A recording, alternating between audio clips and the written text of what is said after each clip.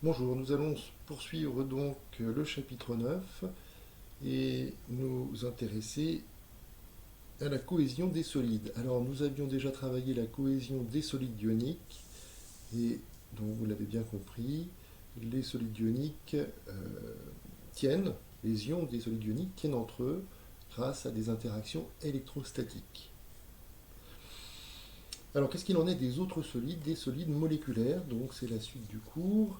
Donc c'est le grand 3 ici, la cohésion des solides moléculaires. Alors, il y a deux types d'interactions, des interactions appelées de Van der Waals et d'autres qu'on appelle liaisons hydrogènes. Donc les liaisons de Van der Waals, petit 1 et petit 2, les liaisons hydrogènes, on va essayer de comprendre ce que ça signifie. Alors, déjà, il y a une liaison que l'on peut comprendre aisément, c'est la liaison de Van der Waals qui existe du fait qu'il y a des polarités, des molécules polaires. Alors, si on prend par exemple le chlorure d'iode ici, dont la formule est ICl. ICl, donc, c'est une molécule et il existe un solide à température ambiante. Euh, voilà, on peut imaginer que le solide ici est constitué de molécules comme cela.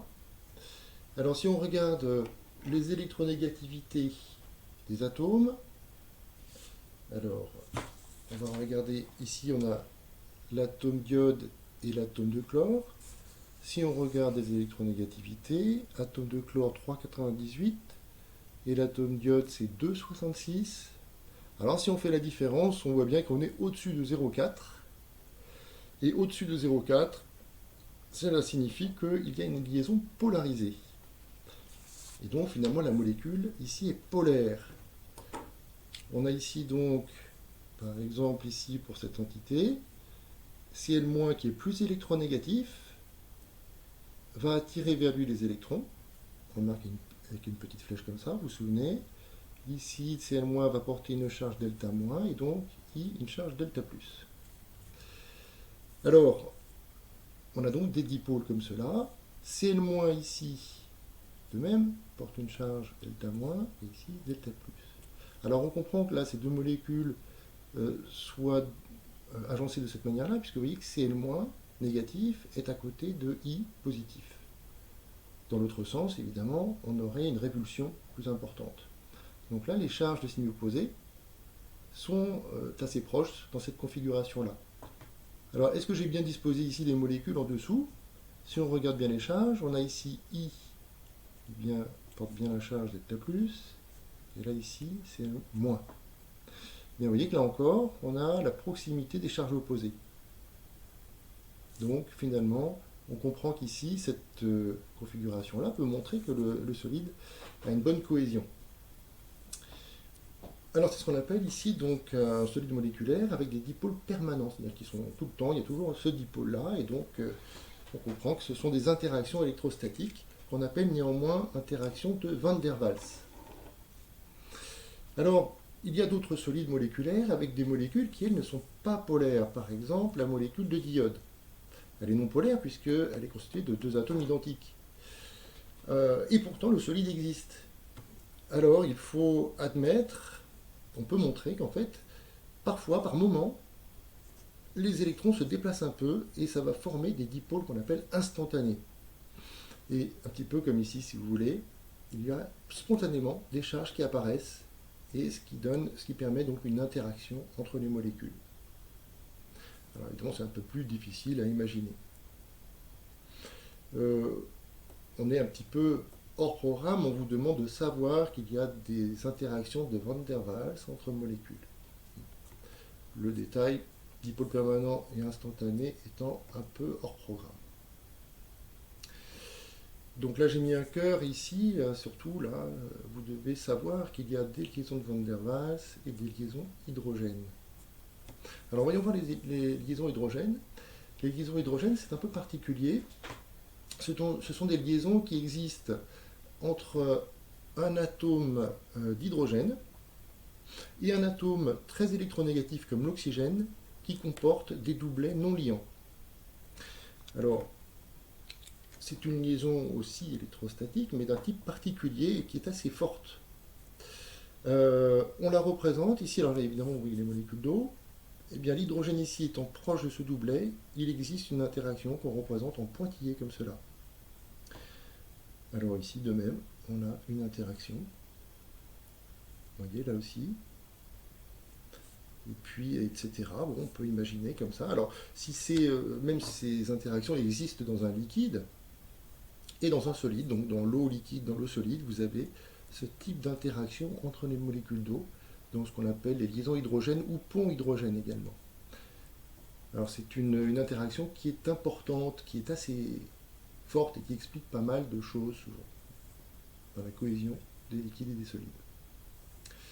Voilà, alors maintenant nous allons reprendre la dissolution des solides en fait. Donc on a vu la dissolution des solides ioniques, et puis on va voir après la dissolution des solides moléculaires. Alors les solides ioniques, vous vous souvenez,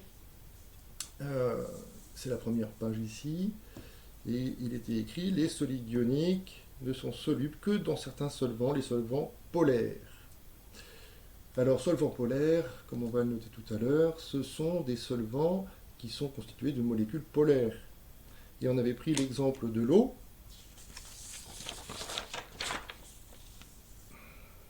Voilà, et vous aviez compris que c'est parce que l'eau est polaire, elle a deux pôles, un pôle moins et un pôle plus.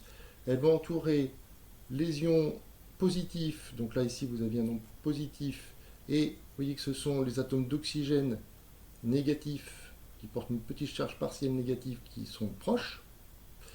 Et au contraire, ici, pour l'ion chlorure, vous avez les atomes d'hydrogène qui portent une charge partielle positive qui sont tournés vers cet ion chlorure négatif. Voilà, donc pour dissoudre un solide ionique, il faut qu'il s'entoure de molécules polaires de cette manière-là. Alors, on ne rentrera pas autant dans le détail, mais ça va être la même chose pour les solides constitués de molécules polaires. Les molécules polaires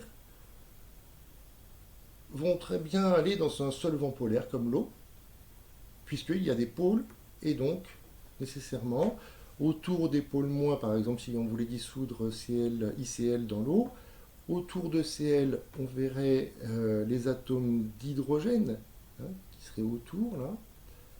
Et puis, au contraire, à côté de l'iode, on aurait les atomes d'oxygène de l'eau qui seraient plus proches. Alors, on ne va pas le représenter, on ne va pas aller dans le détail comme ça.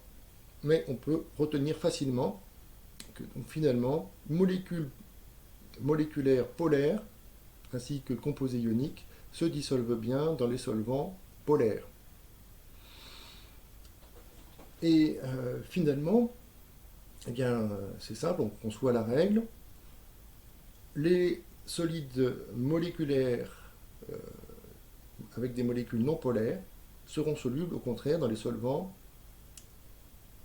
apolaires. Alors revenons un petit peu plus sur cette notion de solubilité. Quand on dit un solide est soluble, qu'est-ce qu'on veut dire par là? Un solide est plus ou moins soluble dans un liquide. Et on parle donc plus précisément de solubilité. Alors on est un petit peu limite hors programme, a priori vous n'avez pas curieusement à connaître exactement cette définition de la solubilité, mais c'est bien quand même de l'avoir en tête. La solubilité, c'est la quantité maximale de solide que l'on peut dissoudre dans un solvant. Par exemple, vous prenez du sel de cuisine, on peut dissoudre au maximum 360 grammes par litre de sel. Au-delà de cette valeur, le sel ne se dissout plus. On dit que la solution est saturée. Voilà, donc la solubilité, c'est la quantité maximale que l'on peut dissoudre. Alors, en général, si on dit qu'un solide est très soluble dans un solvant, ça veut dire que sa solubilité est grande. Le sel a une grande solubilité, 360 grammes par litre, c'est important, solubilité dans l'eau. Mais si on essaye de dissoudre du sel, par exemple, dans l'éthanol, comme vous l'aviez fait en activité expérimentale, on s'aperçoit qu'on ne peut pas en dissoudre beaucoup, ce qui signifie que la solubilité est très faible en fait. Voilà, et donc on dira aussi que plus la solubilité est grande et plus le solide est soluble dans le solvant. Voilà, donc quand on dit un solide est très soluble, ça veut dire que sa solubilité est grande. On peut en dissoudre beaucoup. Voilà, donc ici, dans la suite de ce cours, vous voyez les différentes propriétés dont j'ai déjà parlé. Les solvants polaires, les définitions. Les solvants polaires sont constitués de molécules polaires, les solvants apolaires constitués de molécules non polaires. Alors, on retiendra les propriétés, celles dont je vous ai parlé. Alors, celles-ci, j'ai mis 2 cœurs, vraiment, elles sont à connaître par cœur. Les composés ioniques sont solubles dans les solvants polaires. Les solides constitués de molécules polaires sont beaucoup plus solides dans des solvants polaires que dans les solvants apolaires. Et les solides constitués de molécules non polaires sont beaucoup plus solubles dans des solvants apolaires que dans des solvants polaires. Voilà, alors vous avez aussi travaillé en activité expérimentale une extraction par solvant. Il faut savoir donc qu'on utilise un solvant extracteur. Donc on part, si vous voulez, d'un mélange, enfin d'une solution qui contient une espèce chimique et qu'on aimerait retirer de cette solution. Donc on utilise un solvant extracteur dans lequel l'espèce chimique que l'on veut extraire est beaucoup plus soluble que dans le premier solvant. Alors, il ne faut pas que ce solvant extracteur soit miscible au premier solvant. Évidemment, sinon, on ne pourra pas séparer ces deux liquides. Voilà, et on privilégiera, si on a le choix, les solvants les moins dangereux possibles.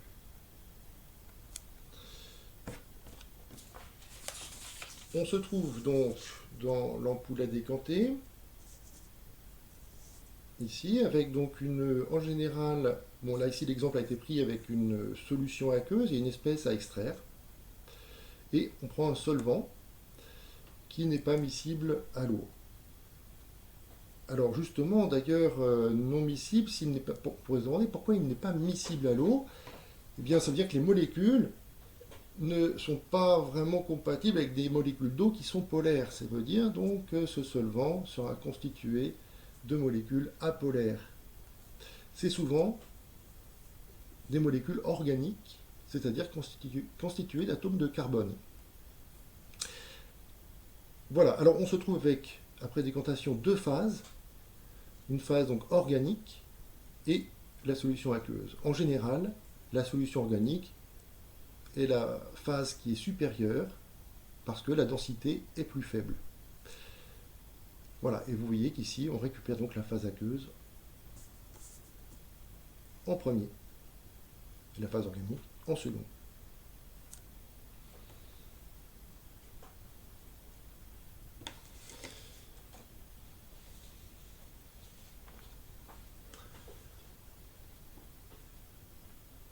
Voilà, j'espère que cette vidéo vous aura aidé. À bientôt.